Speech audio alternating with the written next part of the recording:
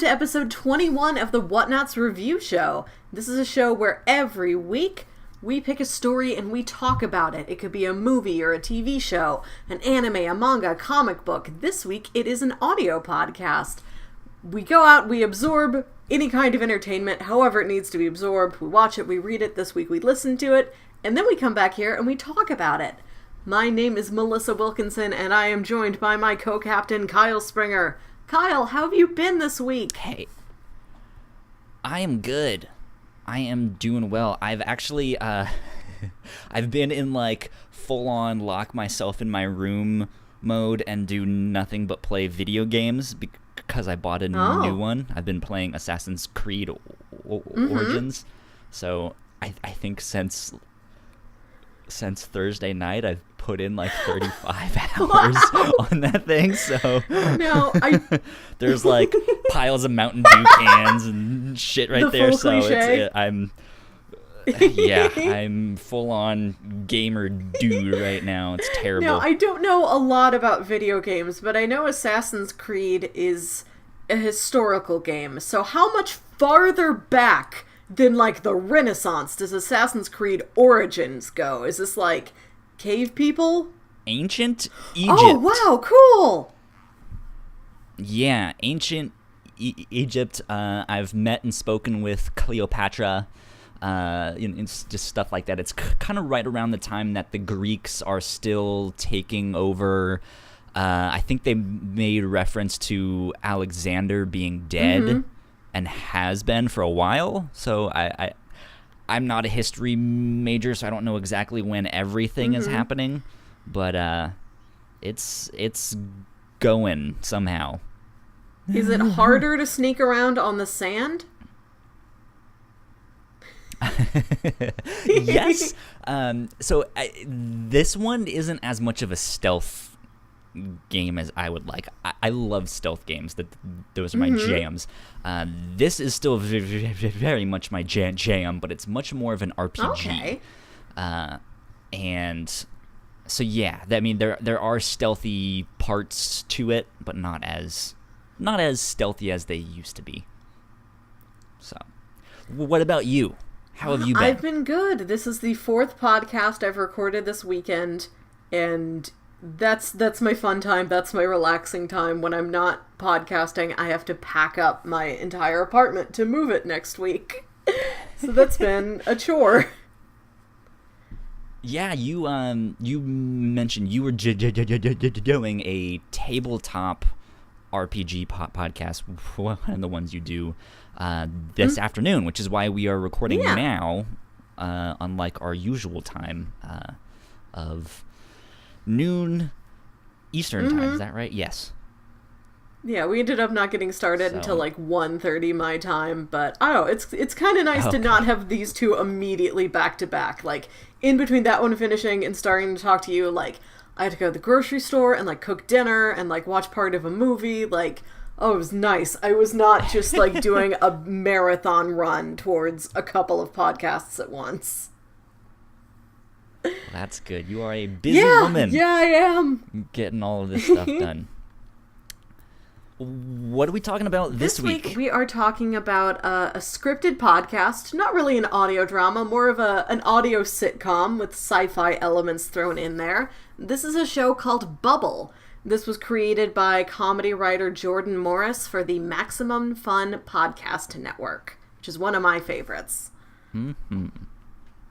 I've not heard of them by name. I've heard of some of their podcasts. I just didn't know they were all in the same network thing that they do. So I was like, oh, okay. I've heard of My Brother and Me. I've heard of The Adventure Zone. I don't know what either of them are, but okay, you know. So now I've gotten my first kind of I mean, I guess I didn't get a taste of what those are, but like their flavor of just like, this is the stuff that we make. Yeah, you can listen to this show and kind of, I mean, there's no other show quite like this on the network in terms of formatting. This is their first foray into doing a scripted podcast of any kind. Okay. So formatting wise, it's very different, but you can kind of gauge from like the tone and the sense of humor how some of the rest of the stuff on that network goes. Yeah. So I'm sure. Have you listened to this before then? If you're familiar with this, so this was not your first rodeo on the bubble, so to speak. That's a weird turn of phrase. It's not my first rodeo on the bubble. What a soft, gentle rodeo where you just ride around on just like a big floating bubble. This is the future of honky-tonk bars. That sounds like a Miyazaki movie. Now, I've been listening to the show since it started, and it's a new show. It just came out within the last couple months. So I listened to it as the new episodes came out, and then I held on to the season finale, thinking I might want to pitch this to you, and maybe then I would listen to the finale sort of as I re-listen to everything else. Gotcha. Sounds good. I want to sit here and ask you your thoughts, but since you've already listened to most of it, and you mentioned this is one of your favorite networks, I'm kind of assuming that you are itching to find out what I think. Yeah, I'm intrigued by your opinion, Kyle. How did you find this thing? Especially because like it is more comedy than sci-fi, and I'm a fairly big comedy person. Sure. And so I am intrigued how somebody who's less into comedy took this thing. So I really like comedy. To correct you on that, I'm just not as in the know as a lot of other people. I like comedy. Comedy's cool. It's funny. I like comedy. Just to say, like, I think I mainly listen to other comedy podcasts. Like, that's one of my... And, like, I've been pitching you a lot of other comedy topics. Like, it's just a genre I find myself into a little bit more than you are. Side note, kind of funny is they're a company that makes podcasts and YouTube videos and stuff like that. They have a shirt because they do a lot of video game content that says video games are cool. We should make one that says comedy is funny. Just how bland it is. That's like comedy the least funny. Controversial and upsetting graffiti you could ever write somewhere. Well, depending on who you ask, some people don't like a lot of jokes and stuff like that. It's a very touchy subject these days. But yeah, no, I really enjoyed this. I picked it because I thought this was the farthest out of my comfort zone of the three that you pitched last week. Mainly because you kind of said it was fantasy-like, that there were fantasy elements, and that's the thing that I'm not a big fan of. I don't like. I mean, I guess I shouldn't say I don't like. I just like other things so much more in comparison that I'm not super big on fantasy stuff, but like Game of Thrones, Lord of the Rings, D&D, that type of stuff isn't really my wheelhouse. It's not what I usually find myself looking at. But yeah, so the way you pitched it, it seemed kind of like a D&D live, not like what you do with the RPG type of thing, but it is in this setting where there are monsters and there are these hunters that go out and hunt them based off of this app that's kind of like Uber or Lyft, just that whole type of thing. And it was like the fantasy aspect mixed with Uber. And I was like, okay, that sounds interesting. Probably the one I would not listen to. So I'm going to pick that one. And I really enjoyed it. It was not at all what I expected. I don't know if I did a great job of describing it. I think I threw fantasy in there because I'm like, well, there's not really any science, so let me tack fantasy on the end of the sci-fi descriptor there. Yeah, it I don't know. It like the type of comedy that it was just was not what I was expecting with the like with my preconceived notions of like this is fantasy. And it was a lot more current, which like caught me off guard, and I was like, okay, this is actually very funny. I like I understand all of these references. It's not stuff like I don't know what they mean by level 37 paladin. That you know. So yeah, good. It was a good time all around. I think it's very lighthearted. Is one I listen to like walking on the way to the grocery store and stuff like that. It was one I didn't feel like I had to pay 100% attention to capture it all. But yeah, it was good. Yeah, they're fairly straightforward stories. They're not really throwing a lot of like twists and turns and conspiracies at you. Yeah, it's not very complicated or demanding attention wise. And to give sort of a brief synopsis for the listener, if they are having a lot of trouble fathoming what it is we're talking about, the storyline of this show is that there's a world where outside there's a place called the Brush, and the Brush is this sort of, there's dark flora and dark fauna, and there's like terrible plants and animals that are there to hurt you, and there's like this hard scrabble band of people that live out there. And then there's these big cultivated cities inside of domes where everything is perfect and manicured and safe. And there is a woman named Morgan who grew up out in the Brush, and she was sort of taken in as like a charity case by this corporation inside one of the bubble cities. And she was raised in the bubble city, and now that they're having problems with brush creatures breaking through the bubble and attacking people, she is hired to be a hunter for them, using an app service where people just ding her phone when they need her to come by and fight a monster for them. And it's about this whole other culture of just young people without regular jobs. They just go from monster hunting gig to monster hunting gig.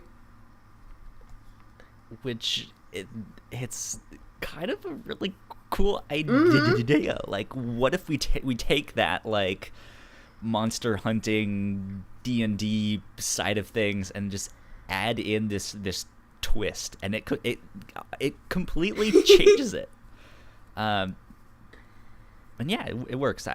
If you guys are not watching the YouTube video, I have a big smile on my face because yeah, it's a lot of fun. And good acting. Yeah. Too.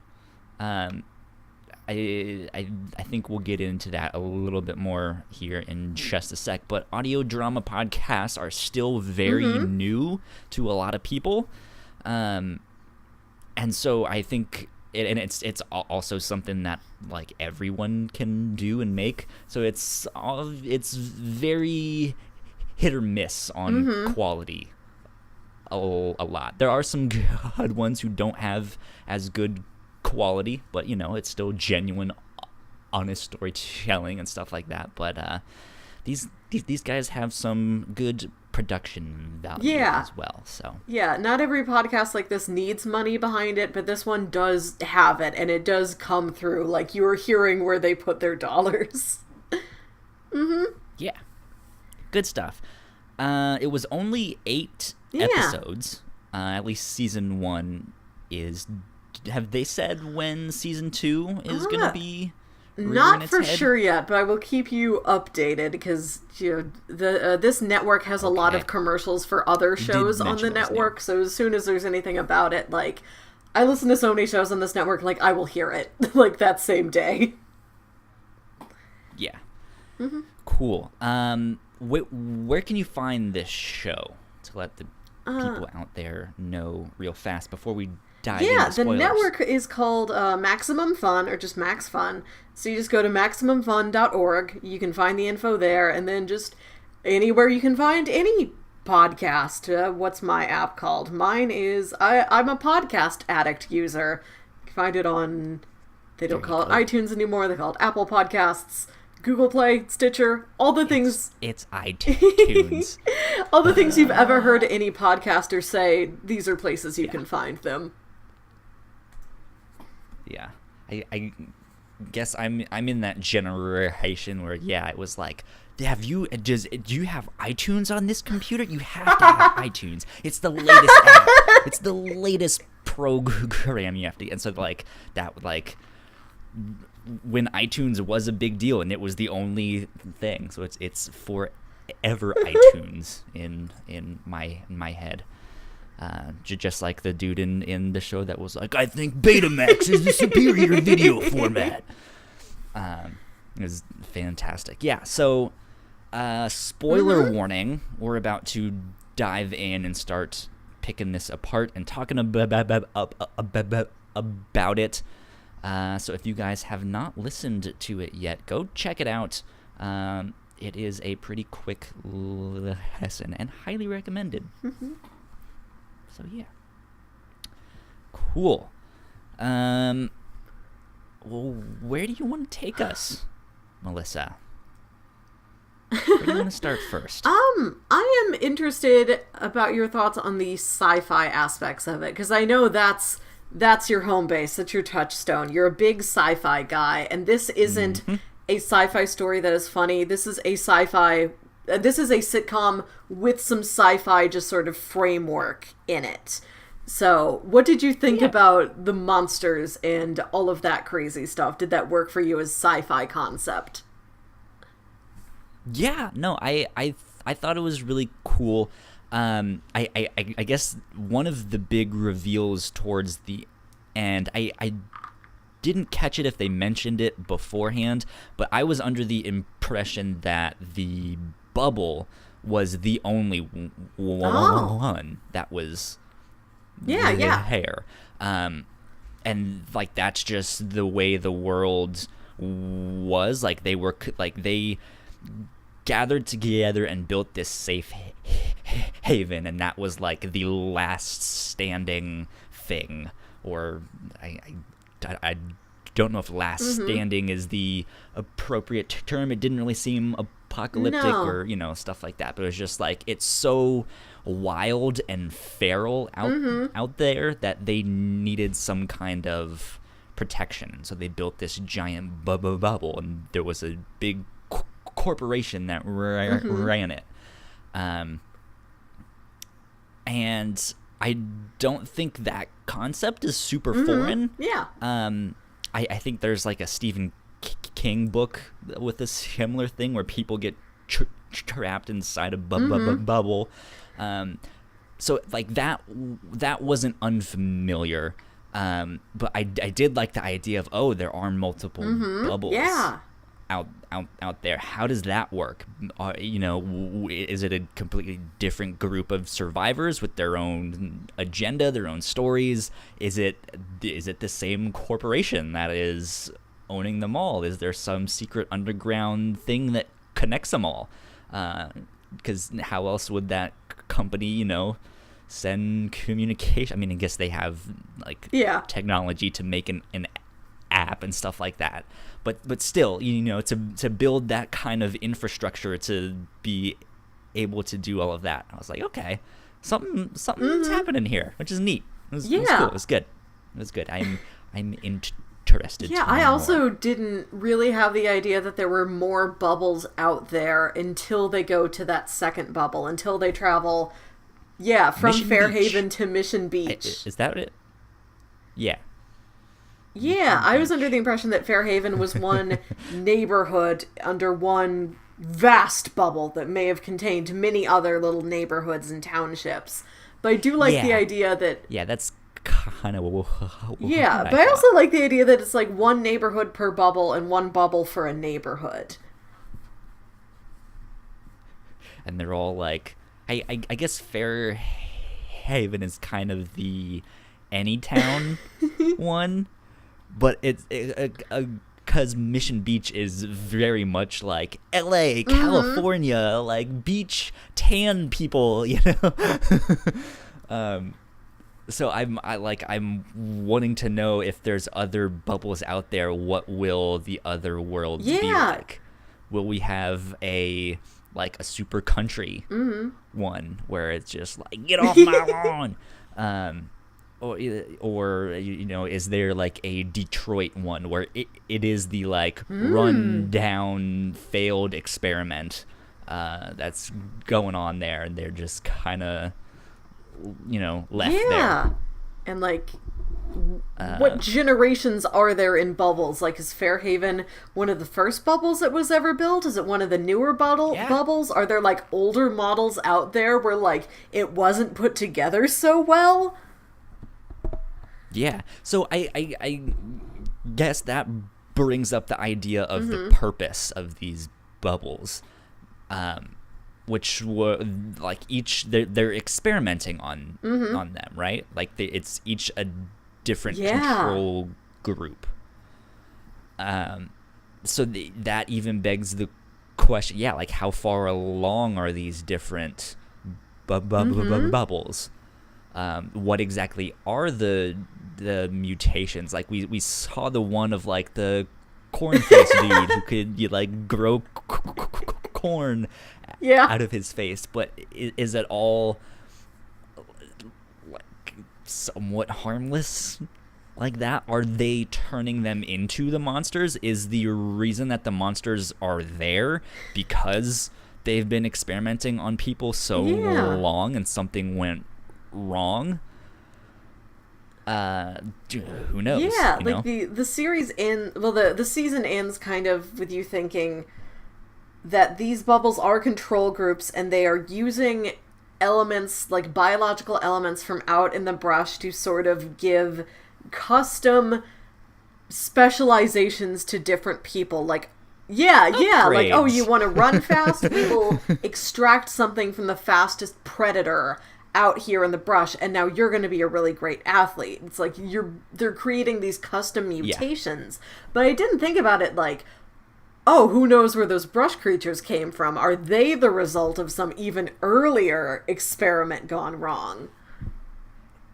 Exactly. That was all the stuff that was like running through my head, and like there's a whole lot more out there that they could explore just with each multiple bubbles and how long they've been there. So who knows? Who knows where season 2 will go? I also liked, and you kind of figure this out as the season goes on, that it's not so much like here in the bubble we are safe and out in the brush it is a wasteland. It seems almost like just social differences, like just lifestyle choices. Like it doesn't seem like there's a ton of death and destruction out in the brush. It's not like the brush people carry a lot of mourning with them. It's not like they mention a lot of people who have died along the way. Like, they seem to just live on the edge, but be very good at living on the edge and kind of like that danger and thrive in that danger, and they just wouldn't like living inside the bubble. Yeah. It seems like they're more free-spirited is the word that I would use, because at times they make reference to like wizards and stuff like that. So it's like, oh, okay, maybe they believe in magic and witchcraft and stuff like that. But then again, with the monsters kind of running around, like in the back of my mind, I still have that like fantasy vibe. So I still see them in like armor with like swords, and they're on horses and stuff like that, or they all have cloaks, and there's fairies out there somewhere. That might not be the actual case, but yeah, like it's this weird mix of, I mean, for I guess lack of better terms, anything that doesn't fit inside the bubble of civilization, right? These are people who are free thinking and don't want corporate life or to, just live by societal norms, which is odd then, because when you see, I'm terrible with people's names. The roommate who who was the one making the Annie. drugs. Yes. because she's a lot more free-spirited, but still like within the confines of the bubble. And so once she gets out there, she's like, I actually kind of like it here. It's nice. Yeah, she loves all the sex and drugs and like the metaphorical rock and roll lifestyle that's out there in the brush. But then she also likes the convenience of living in the bubble where she can just get a breakfast burrito anytime she wants one. She can watch her DVDs. Well, yeah, because it had they made them breakfast burritos, so they like. Oh, that's it's right. Not like you have to like. It's not like you have to go kill the monster and skin it and like cook it to, you know. And we're having like skewers, like spider skewers, you know. Like it's not that rough. It's not bear grills. You have to drink your own pee to survive. But it's still that, like, we don't have the convenience where we can get them whenever or wherever we want. Like, we have to go out and hunt and prepare these, and you know. But yeah, it's an interesting mix, and I like because it's not as harsh as you think. And talking about how out there, like, there are people that don't want to live under like the corporate rule. I really liked the tiny little twist where when they move to the Dark District, because the Dark District isn't monitored by Tandem Industries, and then Bonnie's like, oh no, we do monitor it there. We monitor everything. But we know there are people out there that want to sort of fight the man, so we give them the impression that there is a place they can get to where we aren't monitoring them. Like, everything inside the bubble is fucking so targeted to, like, such specific demographics. Like, okay, this is the neighborhood we have designed for, like, anarchists to go live in. This is the rabble-rouser neighborhood. Yeah, it's segregation, which is terrible. But in that, so one vibe that I did not get from this, but it has like a major element of it. This is not a cyberpunk podcast or cyberpunk sci-fi type of thing, but the whole idea of kind of a mega corporation kind of running things, if not a computer running things, is very cyberpunk, and that's very central to what cyberpunk is, and that's the kind of things that you would see in a cyberpunk society. Like, we are going to figure out this utopian perfect society down to the fucking T, so that they have the illusion of fighting against the man, and most of them don't know. Like, they just think that they're making strides to down with the mega corporation thing, you know. And in reality, it's all controlled, and like that's a scary thought. So I don't know. I really like cyberpunk stuff. That's one of my favorite types of sci-fi. But yeah, crazy stuff. So, talk to me about your thoughts of that corporation then, because something was up with the kind of leader of the corporation. We find out that her parents were killed, and I'm still trying to grasp everything that happened, so you're gonna have to help me out here. Let's back up a bit. There are these two stones, right? Explain the stones. When you put the stones together...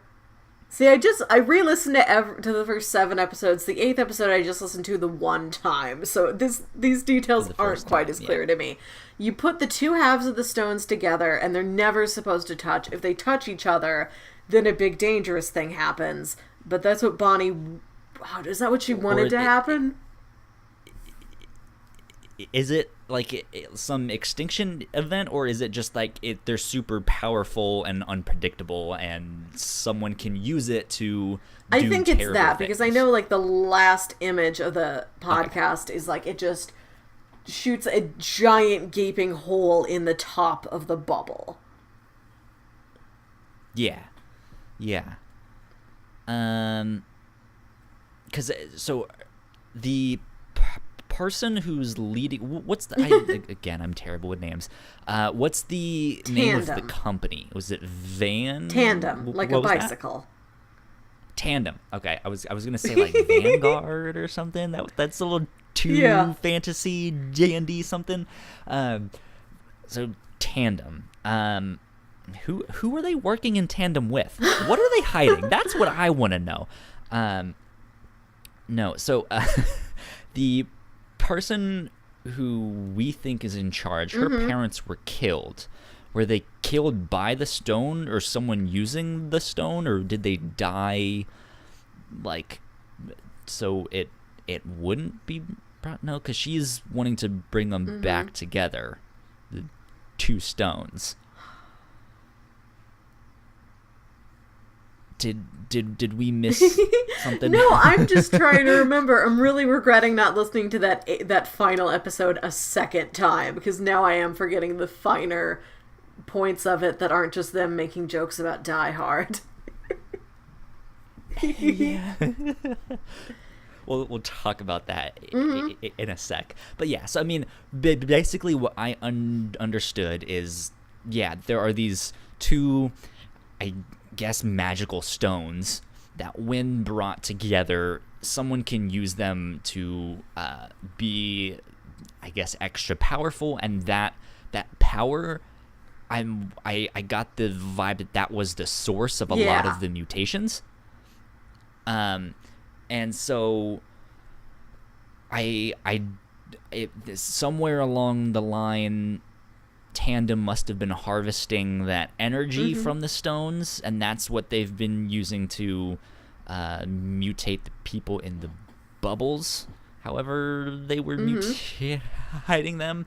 But somewhere along the line, the ball got stolen. Maybe it was the people in the brush who were like, fuck the bubble, who stole the stone, killed the people in charge of Tandem, and then hid the two parts of the stone. And then the child of the people that got killed running Tandem now is running the company. That would make sense. Yeah, you reminded me. She's the CEO, but I forget that she's not also the founder. Like, she worked her way up the ranks of that corporation once she got into the bubble. Yeah. Okay. I think we figured it out. If we are wrong, you guys can correct us in the comments below on YouTube or something. Yeah. I like it. I think it's a simple enough story. You keep mentioning, I guess you don't keep mentioning, but you did mention that you thought it was more of a sitcom. How is it more of a sitcom to you? Point of the thing is really the comedy and the character interactions and this sort of commentary on, some modern societal quirks like hipsters and all of that. The sci-fi elements of it are just sort of the backdrop, the set dressing for this entire thing. Like there aren't really any twists or turns or conspiracies, like I said. There isn't a lot of rising action throughout the season. Like there's like the first couple episodes are pretty much following the same format, and it really only breaks when you get out into the brush. And there's not any question hanging over your head. There's sort of general world building questions like, oh, I wonder when the bubbles were built, and how many people decide to go into the bubbles from the brush. Sure. There's world building, cultural stuff like that, but there's no one like big hidden secret. yeah, there is no, at least at the start. I guess even by the end, there still isn't that like one end goal thing. Like, we need to destroy Tandem, or we need to go do something. We need to go to brunch. We need to go to trivia night. Yeah, like there is no like end goal there. It is more of a, at least not yet. I feel like they will eventually come to one and to realize, hey, we need to do this specific thing, and that will be the end of the show, or at least the end of like, well, that was like the first big story arc. And the sci-fi stuff, no. Go ahead. I lost like, we were just trying to figure out, like, okay, do we have all of the puzzle pieces correctly aligned for how, like, the last part of the finale episode worked together? And it's not because the show is, like, very complex or anything. It's that it puts a much greater focus on the comedy than it does on the details like that. So when we think about the show, we're just thinking about the jokes and, like, I remember all these funny things this lady said, and I guess this was, like, the motivation for this one plot thing that she did. Like, it's, just sort of, in my mind at least, gets knocked a couple rungs below the comedy parts. So that's why I rank it as, like, okay, this is a comedy that is sci-fi themed and not a funny sci-fi show. Yeah, you're 100% right. It is more of a sitcom comedy with sci-fi and fantasy stuff thrown in the mix there. I mean, they make references to all sorts of sitcoms and stuff. This is. So I mean, they're obviously taking notes of like, we want this to be a sitcom. You can kind of throw it on any time. I'm sure that once they build up a bigger amount of episodes, it's gonna be one of those things you can kind of just listen to your favorite episodes whenever. Like, you don't necessarily have to, like, so you should start from episode 1 to figure out what's happening. I mean, it's I was about to say it's like what we do here on this show, but we're not a sitcom, so that would be very wrong. But I mean, just the idea of you can kind of jump in every time. The characters and their basic personalities and their relationships to each other are kind of simple and archetypal enough that you get them pretty much instantly, like within the first couple minutes of hearing each of them appear in each episode. Like, there aren't any dynamics that you have to go back to episode 1 to really understand. Yeah, and I think they also play off of a lot of pop culture, and just not. I was gonna say they make references to a lot of pop culture stuff, but then they frame and model their characters off of I guess stereotypical, or you use the word archetypal, but like famous actors that we all know. So when they start, at least I got that vibe with certain characters, like the roommate Hummy totally raids as Aubrey Plaza. What I don't know why. That's just like, if this was made into a movie, I totally see her being that, like, the kind of, I'm the, like, I don't really care one, but at the same, but I'm just off in my own little world with the sex and the drugs and the all of that stuff. Like, I feel like Aubrey Plaza would play that type of character, and has played that type of character enough where, like, oh, I can, like, the actress was kind of going for that kind of vibe. I don't know. Is that something you saw? Because, like, obviously... Oh, because I was kind of familiar. There's, like, the stereotypical, like, frat bro I was kind of familiar with a lot of the cast going in, so, like, when I listen to Eliza Skinner, it's like, oh, I know Eliza Skinner. I've seen her in Eliza stuff Skinner. before. I've listened to her on a lot of other podcasts. Like, I just sort of picture her. I imagine her. Like, I know who Cristela Alonso is, so I'm imagining her when Bonnie shows up. I don't know any of them. I don't know what they look like. I've never heard their voices before, so it's all just like, huh, okay, Aubrey Plaza over here. There's that one actor from this other movie, I don't remember his name, but they were kind of going for that, like a similar character there. Anybody in the cast who you were familiar with?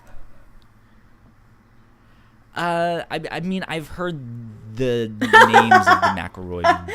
Yeah, I think that's like, to at least be aware that the McElroys are a concept is like one of your basic internet bars you have to pass nowadays.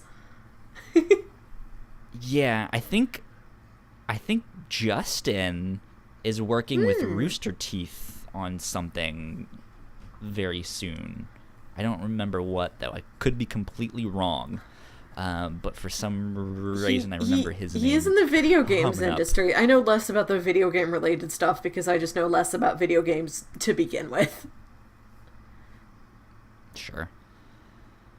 I think that's it, though. I don't know any of them. So this was. I knew a lot of them, even down to like the sort of recurring bit part players, like. One of the guys who only ever has like 2 lines at a time, and he's just half of the townspeople, is an actor named Mark Gagliardi, who I've loved in stuff for years, and he's got his own podcast that I listen to like every week. So I knew a lot of this already going in, so I guess that did kind of like shape things, but also like prevent me from shaping things. Like, I didn't imagine Annie to be anything more than just Eliza Skinner herself. Yeah. That makes sense. I've very recently gotten into a lot of Rooster Teeth content, and they also make a lot of podcasts and comedy stuff. They do YouTube videos and all of that stuff as well. But they do the same type of thing where they make movies and stuff like that, and it's them in the movies that they make. And so it's like, I've listened to you on a podcast week in and week out, and I know who you are. I know your personality. I can't unsee you in this thing.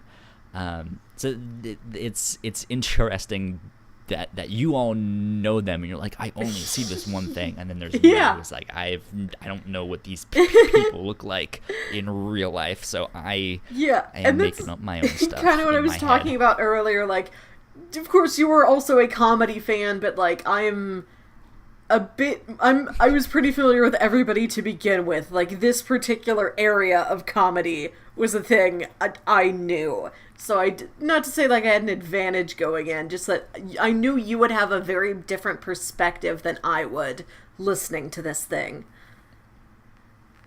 Yeah. Mm-hmm. Yeah, it's cool. It's good stuff. Good stuff. Did you have a favorite bit or favorite episode that because there was a lot of jokes and stuff in this. It is jam-packed full of jokes. I keep laughing at this joke, and I know this probably isn't one you're gonna get, but this is the second thing I've pitched in a row where I have brought up Frasier to you, a thing I know you were not remotely familiar with at all. I've never seen an episode. I know that people love it. The people that I listen to on podcasts, they all love it. I've just never gotten into it's it. The main character, Morgan, it's one of her favorite shows, and like, they're bringing DVDs with them. I think they're packing them up to move them from one apartment to another, or like they might even be part of like what they pack to go into the brush. I don't know. But one of the things she brings is this one season of Frasier. She's like, yeah, there's lots of great Eddie moments in this season, and the joke's so funny to me because it's like, Eddie is the pet dog. He's a great animal actor. They do a good amount of stuff with him. Like, they really don't treat him like just a piece of set decoration. Eddie kind of has his own character, but like, That's not how you're gonna evaluate a season of Frasier. Like, there's good pet dog moments in it. Like, it was the least important thing you could say to qualify why you like that one season of Frasier. And it was just so specific and strange. I really liked that joke. Yeah. So, since you are more familiar with them, what else is in this show that is kind of inside jokey? Like, hey, if you've listened to Adventure Zone, you'll remember this, or like, I'm sure there's stuff in there. Nothing quite like that. Might be a little more difficult to come up with something. I'm just curious. There's not really like in jokes or anything like that. There's just like, oh, like I brought that joke up because it was something that really made me laugh, and I knew you would have no context for why I thought it was so funny. That's actually kind of surprising. I feel like there is, and maybe we just didn't pick up there's on it. A lot of. This is an LA-based network. Like, I know the writer. I've listened to the writer's other podcasts. Like, he's an LA guy, and there's a real LA and like Portland kind of combined vibe to Fairhaven.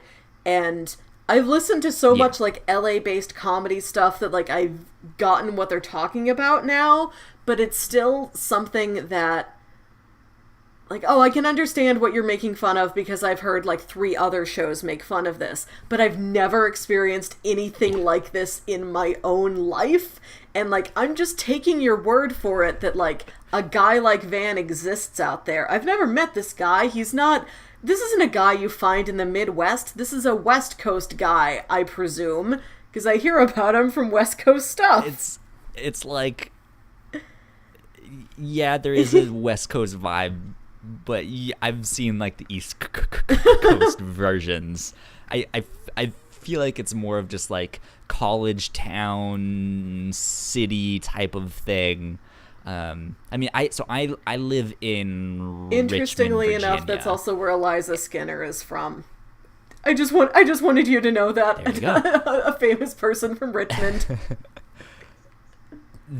And so we have a very good art school here. So despite where we are in the history of like the state and stuff here, we like the campus itself is very progressive and like just like art hippie kids, and it's all the hipsters and stuff like that. So like when they make references to like hipster stuff, I'm like, I know those people. I've seen them.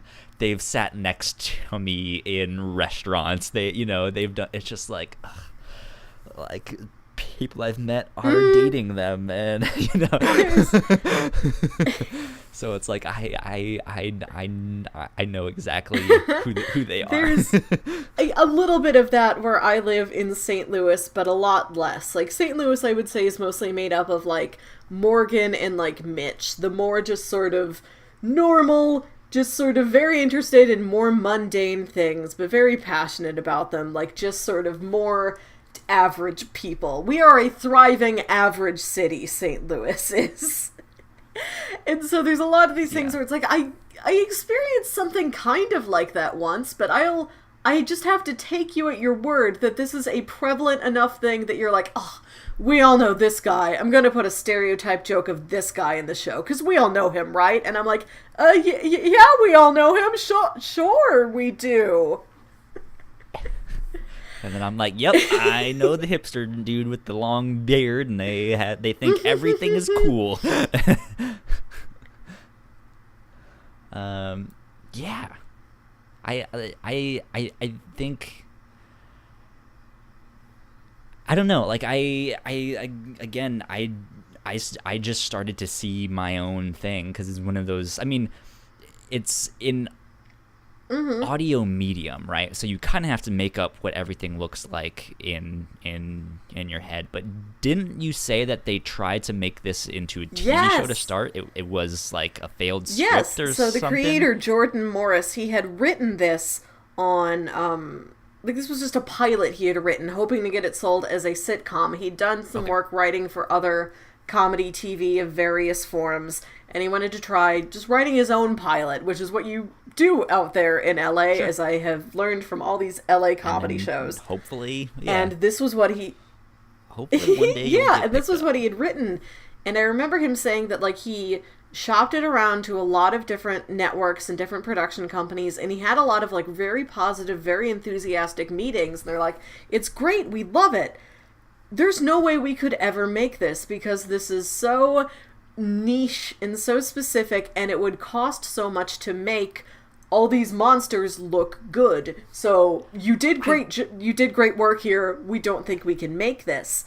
And like sometime last year, they released a live stage table reading of the original pilot version of the Bubble script. Like, they did it as just this fun performance you could go see, and it was just meant to be like, just like a fun live comedy show. And also like, hey, if you're any network representatives, like, come over here and check out how this thing plays live and see how the audience laughs at it.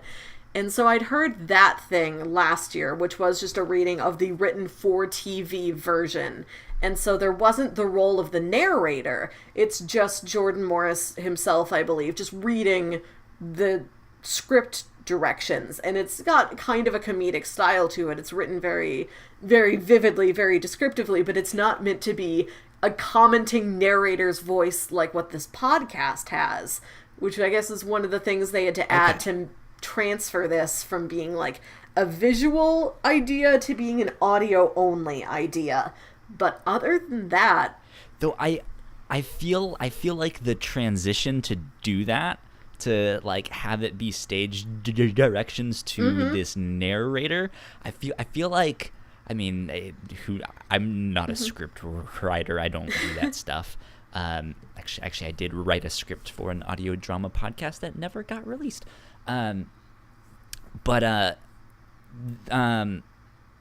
Where was I going with we're this? Talking about like the role of the narrator. Oh, yeah. So I feel like it wouldn't have been very difficult to make that transition, because I felt like a lot of the narration, which was hilarious most of the time, is very vague on purpose and very snarky. Like, if you're writing a script or a screenplay or giving some kind of stage directions, I feel like that's kind of what we got, of just like, okay, so now we're here at the scene where this is happening, and this guy says blank, and then it goes from there. Oh no, we're in a flashback, and then it starts with the thing, like, it's just like, I there was one scene when was his name Mitch is the main guy. Laser Dong. When he gets the parasite thing, and they take it off of him, and afterwards he's recovering. They are describing the scene. Like, they open up. I guess it's like some hours have passed or something, and it's a new scene. But they open up with this narration that's like, Mitch is sitting down on a cliff, wrapped in a blanket, looking out on a like cinematic sunset. And that is literally what I would expect or imagine like, script notes to be. So I guess just to reiterate my point, I feel like the script notes to narration isn't much of a difference. It was like, what if the narrator just actually says the script notes? they play around with it a little bit. Like, there's the beginning of one episode where the narrator says, Morgan and Annie are hustling down the street. There's not really a lot to say right now, so I'll check back in with you later. And then it just continues to Morgan and Annie's dialogue scene, and then the narrator comes back when there is something to narrate. Like how they put her in there, like, I'm the narrator, I have to be the framing device, I have to start the framing device somewhere. I'm just gonna come in here and say hi, and I don't actually have anything I need to do right now. I really liked... Yeah, I really like the descriptions for the characters and how we don't have a very strong visual description of them, but we get a strong feeling of them. Like, I think when Mitch is first introduced, it doesn't say anything like, this is what he looks like, this is his hair, this is what he's wearing. It just says, he looks like a guy who tucks in his shirt 3 times a year. And that's all you need to know about this guy.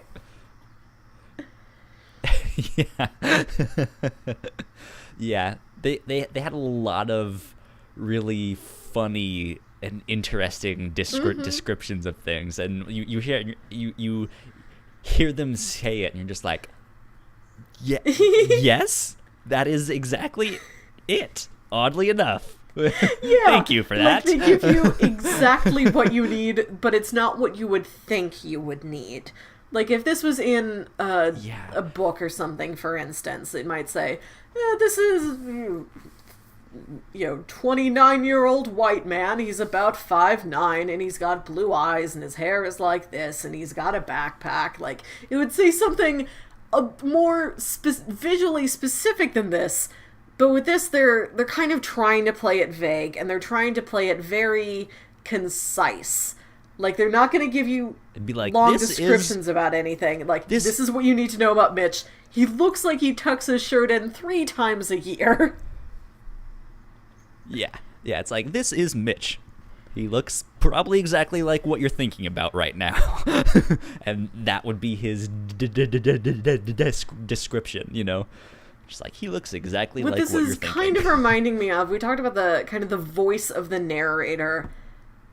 It just reminded me of Scott Pilgrim vs. the World, which is a movie with Aubrey Plaza in it, speaking of, we were mentioning her earlier, where, like, Scott's just like, who's this girl? Who's the girl? Have you seen the girl with hair like this? And the other guys at the party is like, oh, Ramona? It's this person. Like, the narrator is kind of like that guy at the party sustained, if they had to describe the entirety of the story. And everything you get about every character is just as much as you would get in those little, like, flashing on-screen boxes from Scott Pilgrim. Like, okay, how much can you fit in one little word bubble? That's as much as you're getting told to you about any character. Yeah, it was good. I think the narrator was probably one of, like, my favorite running jokes / characters. I think I don't know if I had a favorite, like, funny bit, though. It's all good. I'm wondering, though, how this will age. Yeah. This is more of a hypothetical, like, question.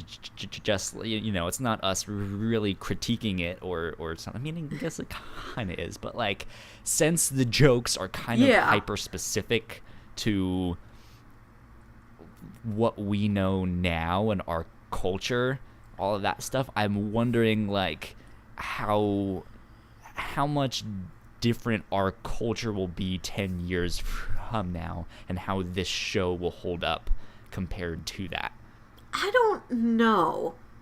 Well, when you think about some of the references they're making, 2 of the biggest pop culture things they return to are, like, Frasier and Die Hard, both of which are old things that are, like, Betamax. They made a reference to Betamax. That's like, who, like, most kids these days won't know what Betamax is.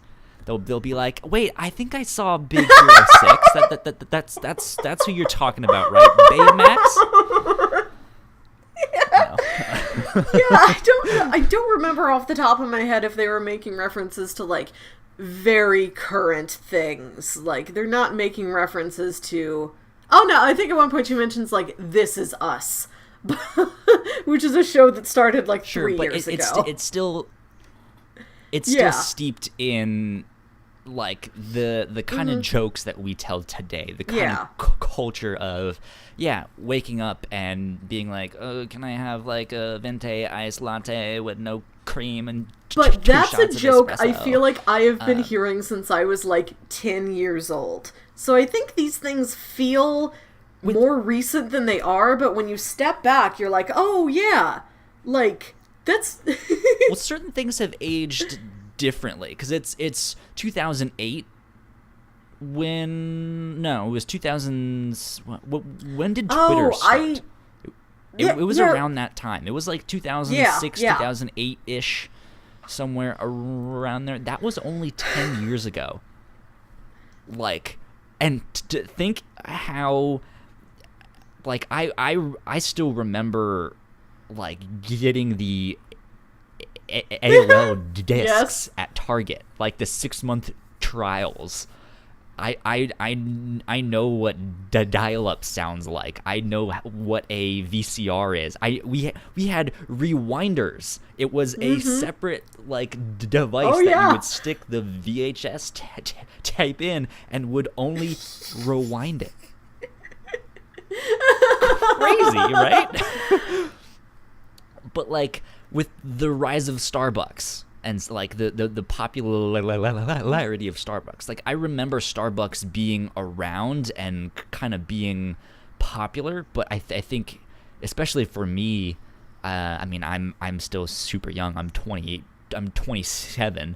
But like I remember when Starbucks wasn't as ingrained in the culture. I mean, maybe it was, and I was just younger, and I didn't like coffee then. I still don't like coffee, but still, it like when you're like 10 years old, you don't think about coffee, unless you have parents that are completely addicted to it, that they make you have it,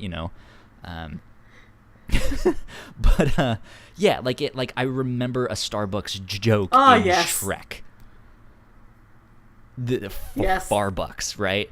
And it's like I understood that, but I was like, oh, coffee. I'm super young. I'm not in coffee culture when I'm 6 years old, So I'm just. There's certain things that are still around, but other ones haven't. Like certain things have aged well, certain things have grown exponentially. So I'm wondering how it will hold up. I don't know. I think it's kind of designed to be of the time, which comedy in general is. But I think this might last longer than other things because it's so character based. They're not having people just name drop popular things right now for making fun of that thing and just getting like a laugh of recognition out of you. Like everybody says something that is specific to their own character. Like Morgan brings up This Is Us because it's an example of how she's just sort of a run of the mill, just normal woman who just likes kind of sappy, mundane things, and they have a really big effect on her. Like, that's in there because it says something about Morgan's character. It's not supposed to be like an award show joke where it's like, huh? I said the name of a popular thing right now? Yeah. I mean, it's... So the three... like beer tasting hipsters that were in that like episode and a half where they're drinking the alcohol that kind of mellows them out and makes them not have opinions. I don't know if I can honestly speak to this, but I felt like that was kind of a critique on comedy these days, or no, not even comedy, but just like general conversation, if that makes sense. I guess comedy and general conversation are two very different things. No, I get it.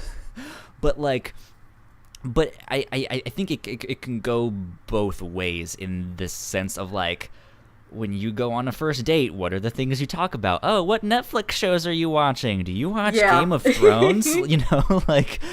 Like that was the stuff, and you're hesitant to kind of put what you really think about things out there, so you're just like, yeah, everything on Netflix is so good. There was one show that I wanted to say wasn't good, but I just now realized that it was good.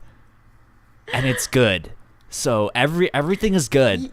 How about you? Are you good? Yeah, it is kind of this critique on how conversation can fall into, like, you're either incredibly fussy in particular, or you're just sort of not really paying attention. You're like, yeah, it's fun. It's fun. I like that. Fun. All fun stuff. Yeah. And I think that's kind of how comedy goes too, because you mentioned that a lot of comedy is about things that are happening now. Like, let's comment on stuff that's happening now. And that's one of those things. Like, every comic out there wants to take their own shot at the political climate, at climate change, at X, Y, and Z, that you'll hear the same things over and over and over again. And so it just kind of becomes this like middling, like, so comedy is funny. Yeah.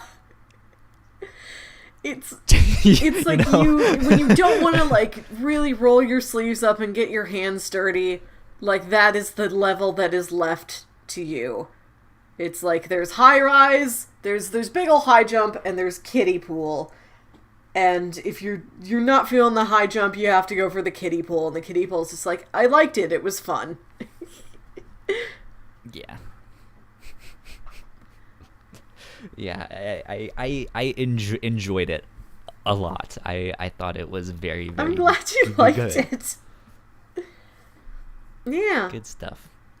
I think I will definitely be tuning in to season 2. When it I'm interested to hear where this show goes.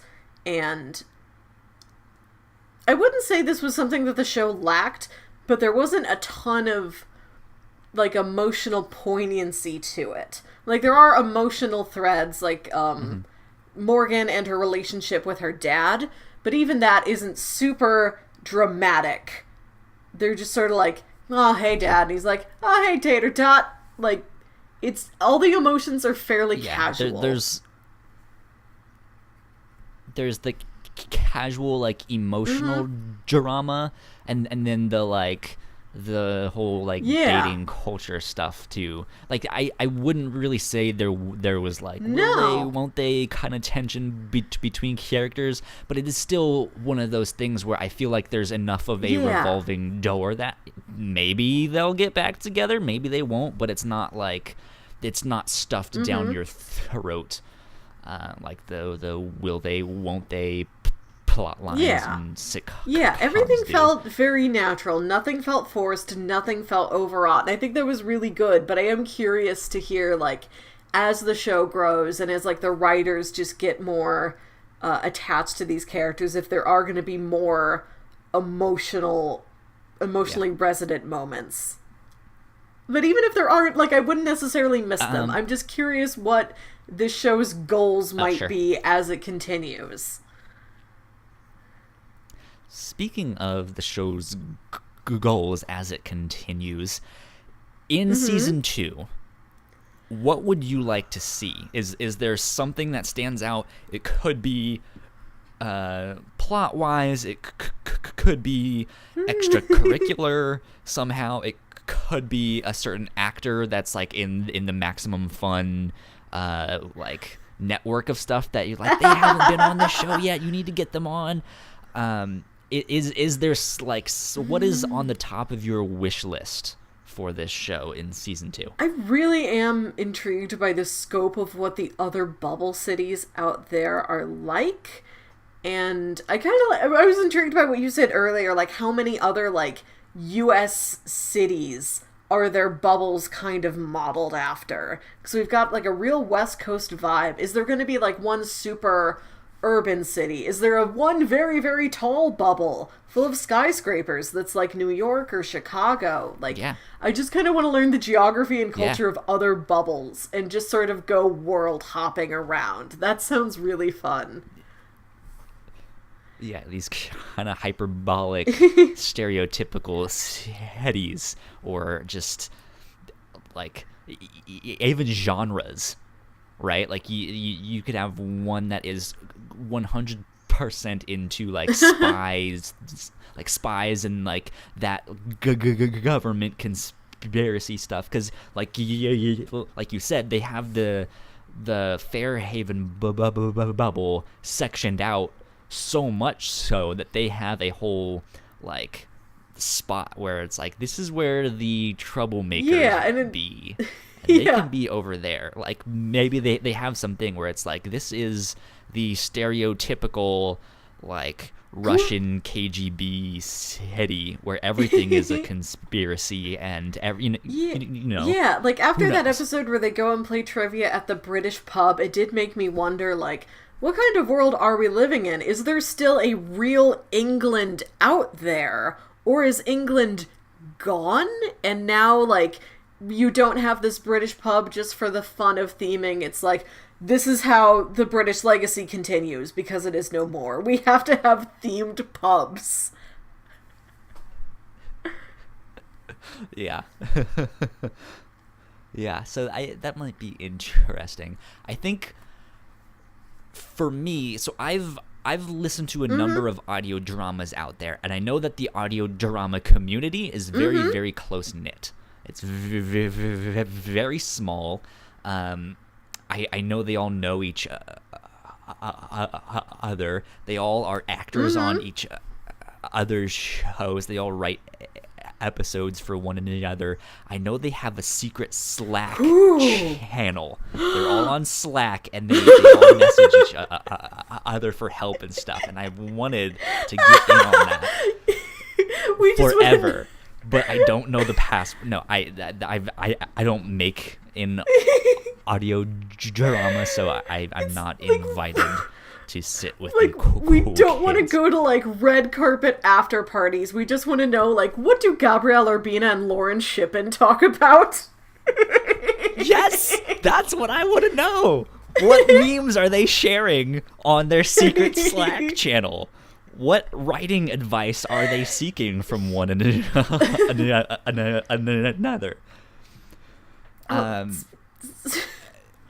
So what stood out to me is that, yeah, I didn't know anyone in this show, and I'm kind of I'm wondering how how many people in the audio drama community know about this.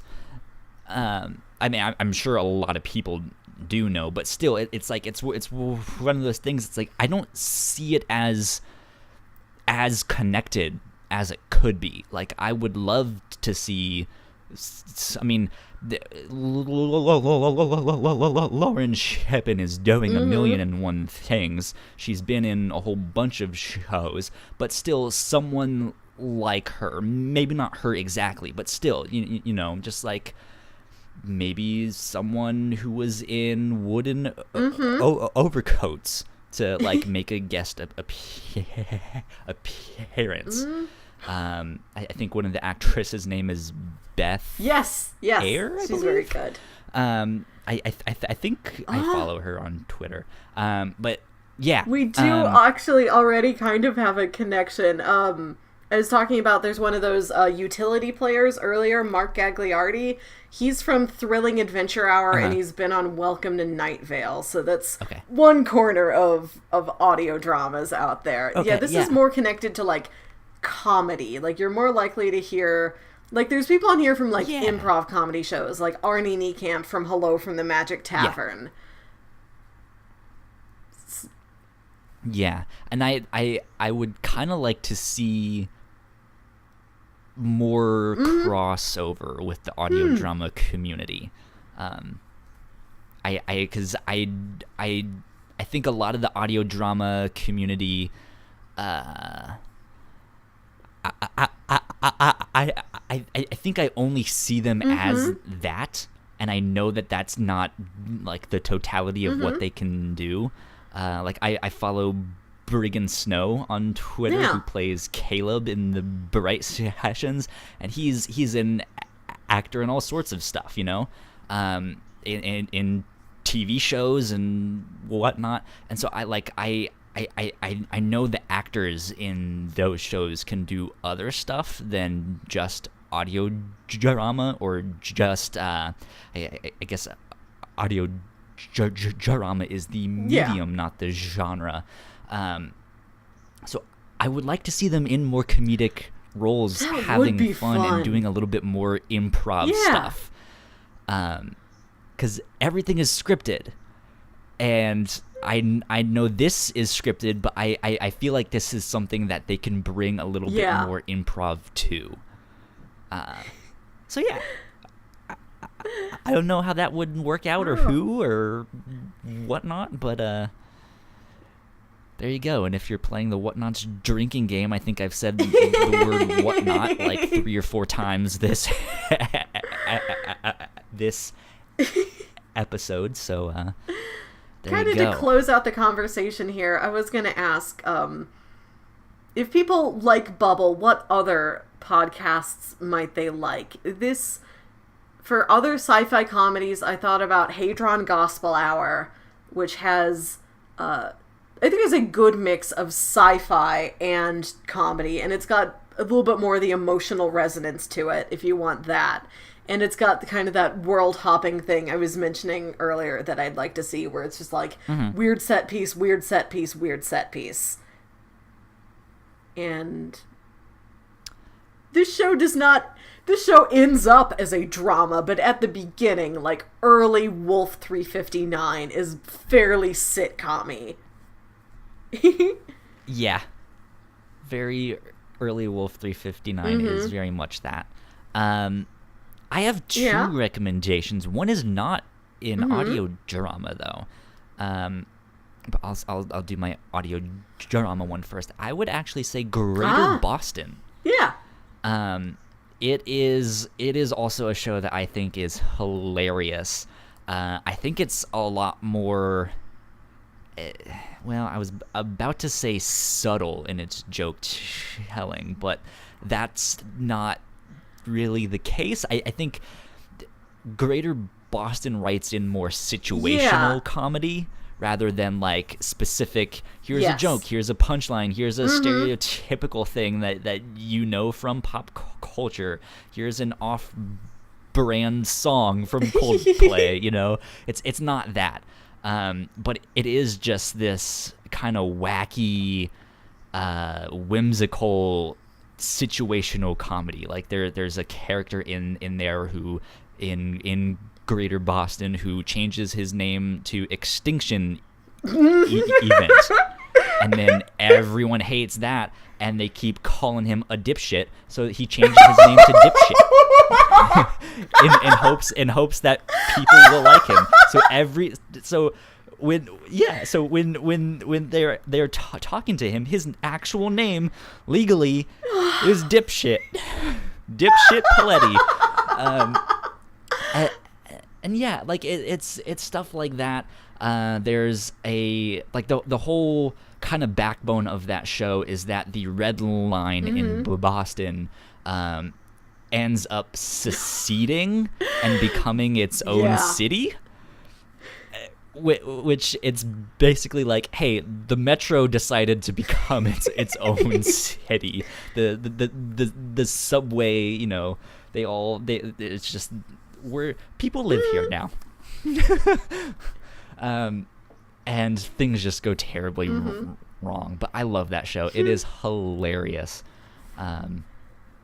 I think people would like that. It's not as sci-fi. It's not as... I guess it's fantasy in the sense that it's not really happening. It's more like alternate reality. Almost magic realism. Yeah, very much magical realism without the magic. Yeah, like nothing. I listened to the first couple episodes of it, and there's nothing very fantastical. It's just sort of like the guy who makes the red line secede from the rest of the Metro isn't a wizard or anything. He's just so incredibly charismatic, and he believes in this so much that everything aligns that, yes, the red line secedes from the rest of Boston. Yeah. It's very folksy, though, which there is a kind of fantasy aspect to that, of just it's more fantasy. I mean, not fantasy, more folksy storytelling. Yeah, they're modern, if that makes tall sense. tales. I don't even know what that word means, but I'm saying it anyways. There you go. My second recommendation is a comic book, Rat Queens. This one is very much more fantasy aligned. I own the first volume. Did not continue reading because, again, it really wasn't my thing. Fantasy is, not for me, not my cup of tea.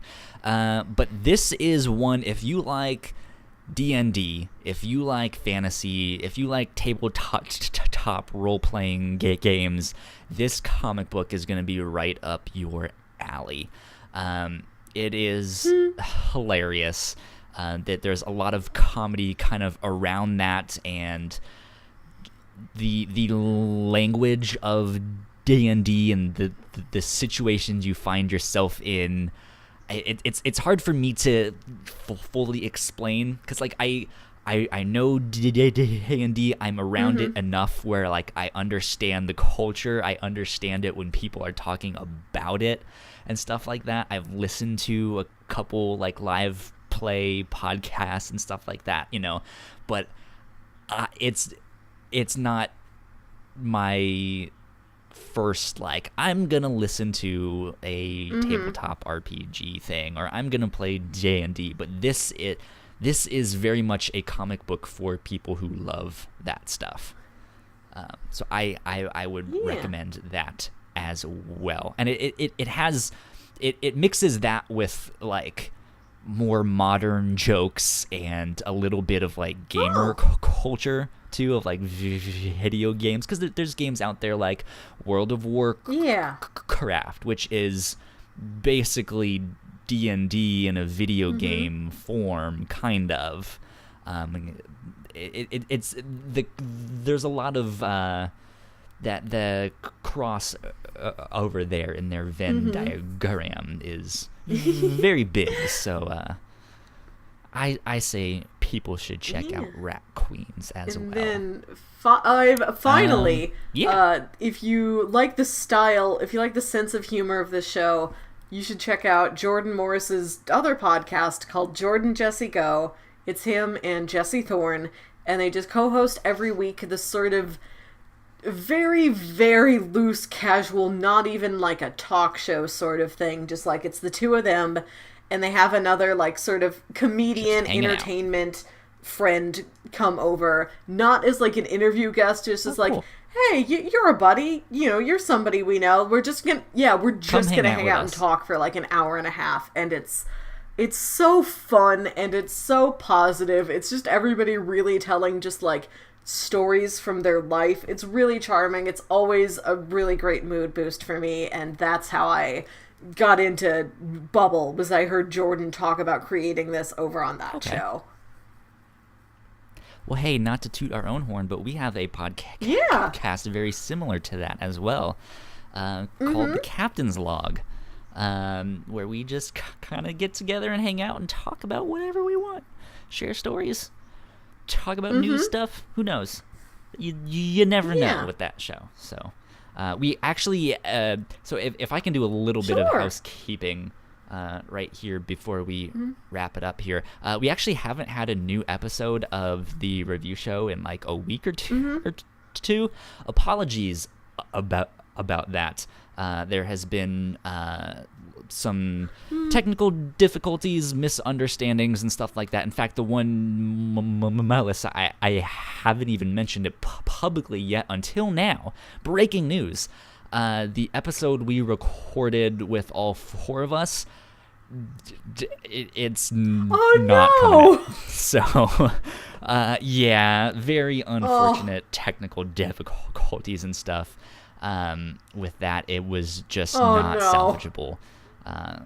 So yeah, we've been unfortunately plagued with technical difficulties for the past month. Thankfully, we've gotten over them recently, except this last one where it was so bad that it was just a mess. Second and last thing, though, our RSS feeds are all fixed now. Those are good to go. In fact, if you are subscribed to the Whatnauts by the Whatnauts, that show, or I guess not that show, but that RSS feed is going to be shut down mid-September. So I guess in about 3 weeks from when this comes out publicly. We have new RSS feeds, so if you guys could go subscribe to those, that would be fantastic. If you search the Whatnauts in whatever podcast app you use, they should come up. We have one for this show, the review show. We have one for the Captain's Log and one for the Reactor Core.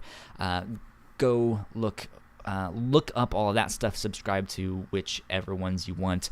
The only one to unsubscribe from, or not to subscribe to if you are brand new, is the Whatnauts by the Whatnot. We are growing and expanding, so we had to make some changes to things. So there you go. Housekeeping done. I'm sad that episode's not going to be released. I'll also have to come back and tell everybody about it was a good cool art museum I found another time. Because I need people to know about that art museum, Kyle.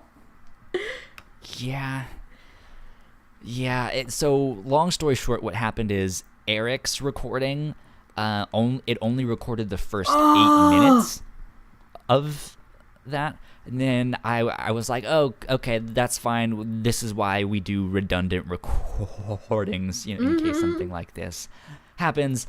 And I go to look at the redundant recording, and guess what didn't record redundantly? Our podcast did not do the backup recording, so there might be sections to salvage that is a conversation between like you and me, or me and Jessica, or you and but with Eric in the midst of that talking and laughing at things, I feel like it would just be a lot of work to actually like pick it apart and see what is salvageable. So I was like, this is maybe this can be a future Patreon bonus where you just stitch the rest of the audio together and play it for Eric again, and he just has to make new jokes. So I didn't tell you this. I've had to do this twice now in the history of the Whatnauts. Our House of Five Leaves episode, for some reason, my mic did not record the correct mic for whatever reason, because it told me that everything was working. So I had the audio, but I guess it was the microphone from my webcam, which was some shitty audio. So I re-recorded all of my audio on my own by listening to your audio and just responding again with all of the stuff that I had there. So that was not fun, but I salvaged it and stuff like that. So who knows? I would never ask you to re-record your stuff because it's stupid and a lot of work to just like, hey, can you sit down for like 2 hours and make sure you keep the exact same cadence so everything fits into this thing, But if it's me, then it's just like, all right, I can spend 2 hours on this. It's not that bad. Anyways, I feel like that's the end of our show, and most people have tuned out by now. Welcome to Behind the Scenes of the Whatnauts with Kyle and Melissa. where we tell you guys how much of a dumpster fire the Whatnauts truly you is. worked very hard, and all I ever have to do is pick a thing, do the thing, show up here, and talk to you about it. And I am so lucky that you keep my side of this so simple. Well, hopefully that makes things easier on you. That being said, if you want to pitch in and make the burden a lot lighter on us, you guys can help us out and support this show or all the shows that we do at patreon.com/thewhatnauts. So, what can they get if they support on Patreon? If they support Melissa? us for as little as $1 a month, you can get all our episodes of all of our shows. That's Review Show, Captain's Log when they work, Reactor Core, all kinds of things. You can get all of those early, just very quickly after we originally live stream them, days before they go out into the regular podcast and YouTube feeds. Yes, you guys can get that. There's actually a few other smaller rewards up there that I had kind of forgotten about. We have a Discord server which anyone can join. Yeah. We tweet the link out every so often, and there's we have to figure out a way to reinstate this somehow, because we have a special patron only chat as well as a live stream chat, and it used to be that if anyone was in that chat, those things would pop up on screen here on the live stream. But I took it down because right now the design of our YouTube version I'm trying is okay. Well, it's not very good right now. I didn't want it to just be a static thing, so if you are watching this on YouTube, you see both of our cameras. I have a green screen, so it looks like me just on the thing. I guess actually, is it this side? Which side is it here? I'm looking at the thing. This side, yeah. If I push a little bit that far, then my hand gets chopped off. But yeah, you can see our cameras and stuff like that. As you can see us react, but it's still not where I want it to be. It's at least a little more interesting visually. We'll get there one day. I need to make some kind of fancy schmancy something here. So there you go. I say we wrap this up. Yeah. What's going on, party people? This is Kyle Springer here in post-production. If you guys are listening to this as a podcast, you probably can't tell, except for me just telling you right then. So that ruined the illusion. I am here to tell you guys what we will be talking about this next week. Melissa is not going to be joining us. She is moving, so she is going to be very, very busy, and I am going to be getting a substitute on this show. So Jess Beaver is going to be joining me. She is also a member of the Whatnauts, and I'm excited to have her on the show. But I gave her the 3 options to pick from, and we are going to be talking about a graphic novel called Iron or the War After. And it is written and drawn by S.M. Vidori, and it is a very cool anthropomorphic spy drama with art that is, it's this watercolor Miyazaki Legend of Korra inspired art, and it looks fantastic. So go check it out. You guys can read it on Comixology Unlimited, or you can buy it on just regular Comixology. I think it's $9. Maybe your local comic book store has it, or Barnes & Noble, who knows. Go check it out. Go find it. Go read the book. Join us this next week, because I think it is going to be a lot of fun talking about this book. I'm excited to read it and check it out. Hopefully you guys will join as well. And without further ado, back to the regular show. So, thank you for joining us. Thank you for being a part of our discussion and listening in as we talked about Bubble and many other things. And you can find me on Twitter at Wilkywit, that's WILKYWIT, and Kyle, where can they find you at? You can find me on Twitter at Hush315, and I'm also the mysterious man behind the mask of the Twitter account for the Whatnauts, which is just at the Whatnauts on Twitter, for all of the updates for all of our shows. So yeah. Awesome. All right, are we ready to call it a night? We are. That is it. All done. Yeah, all done. I guess this has been the Whatnauts Review Show, episode 21. We will see you guys next week.